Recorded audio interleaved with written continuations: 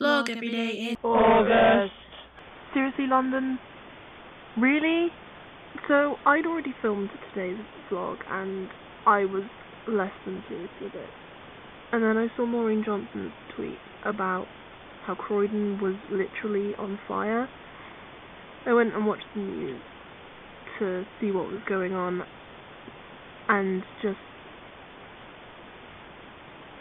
I don't understand.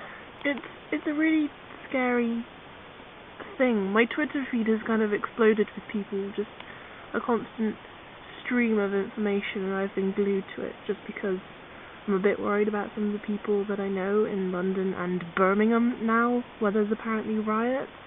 One thing, it's weird seeing this small pocket of people who don't seem to know what's going on or care or are just completely oblivious to it. Like, there's baby photos and just tweets and statuses about how they're having just a normal night in amongst all these photos of just complete and utter mayhem. And it's just strange. And another thing is why. I don't understand why you do this. It's not going to achieve anything. It's all just for your own sake. Don't go under the pretense of fighting for freedom or rights or whatever. You're not going to get anything. If anything, you're going to get less help and less benefits and more expenses having to be paid, because people are going to have to clean up the mess you've just made for no reason at all. And when it comes down to it, when people look at this, they're going to think you don't deserve anything.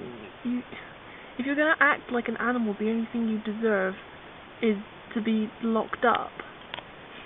Only you don't, because you're not even acting like animals. You're acting lower than animals, because you don't see animals trashing their own habitats and where they live and being generally destructive for no reason. When animals act out, there is a reason for it. I don't know what to say, I really don't. And it's not just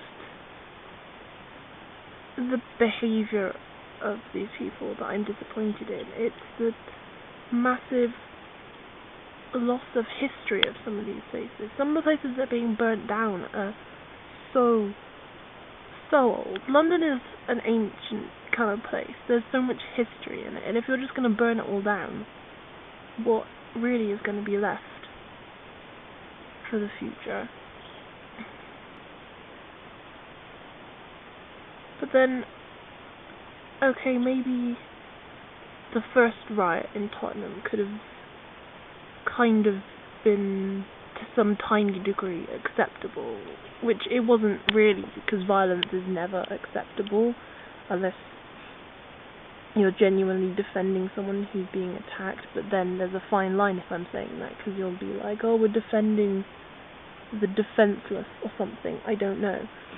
But the peaceful protest, that was fine.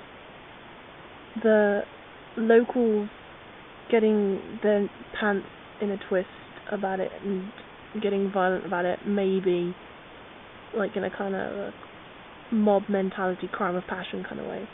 But then it spreading down to all these other places is completely irrelevant. Unless this person that was shot knew all of these places, you're just joining in for the sake of it. And the looting, why? I don't see why loot. Really, all of these new riots, they just have to be people starting it for the sake of looting from a shop, right? Is destroying people's livelihoods and homes and making people fear for their safety really worth your new TV?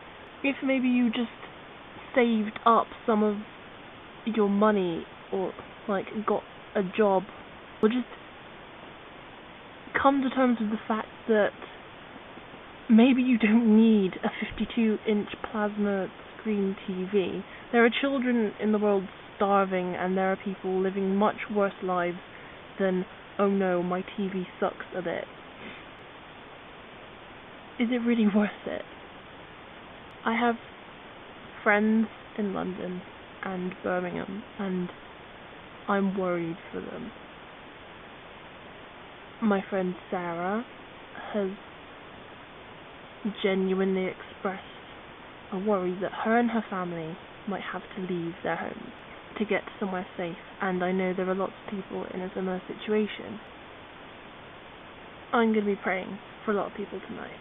I'm religious. That is what I'm going to do. If you're watching this and you're scared and you're not religious, you're probably thinking a fat load of good that's going to do, but if you're not happy with that, I'm hoping for your safety. I'm still going to pray, but whatever. It's not like there's much else we can do, is there? Other than bring the army in and just, I don't know, shoot everyone, but fighting violence with more violence isn't going to help. But talking about it doesn't look like it's going to help. There's no reasoning with people who smash up shops and houses and set things on fire. It's like a child who wants something, so their first instinct is to scream and shout and kick and make a fuss until they get it. A good parent disciplines them and only gives it to them when they're deserving of it, if they've calmed down, if they've asked nicely for it, and if they've worked hard and earned it. A bad parent takes the easy route out and just gives them what they want in exchange for a bit of peace and quiet. I would say that our government has probably been a bit of a bad parent. I'm thinking the only way we can fix this is by getting some kind of governmental super nanny. Rioters, I know you're not watching this, but man up, be a better person and just stop and think about what you're doing. Non-rioters, which is probably a lot more of the people who are likely to watch this, if you live in London, stay strong, stay safe. I'm worried for you. People who aren't in London, still stay safe and don't freak out too much. Yeah. Bye.